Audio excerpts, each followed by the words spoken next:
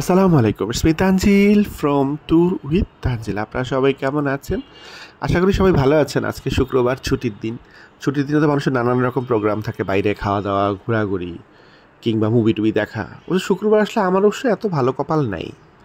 আমার শুক্রবার আসলে আলটিমেটলি ব্যস্ততা আরও বেড়ে যায় এবং আমি কোনোভাবেই সময় মিলাতে পারি না। কিন্তু তাই বলে কি মনকে আর বেঁধে রাখা যায় বলেন? সারাদিন অফিসের থেকে সন্ধ্যার সময় আর মন মানানো গেল না, তাই জন্যেই বের হয়ে পড়লাম।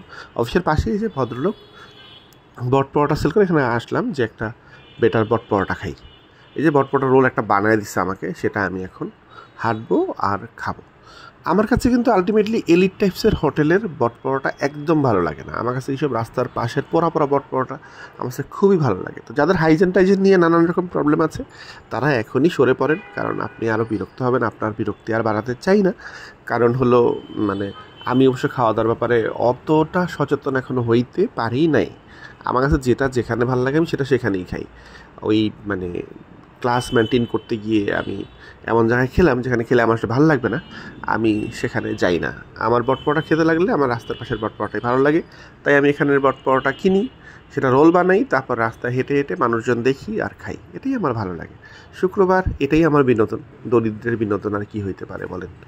সবাই ভালো থাকবেন, আমার জন্য দোয়া করবেন। আল্লাহ হাফেজ।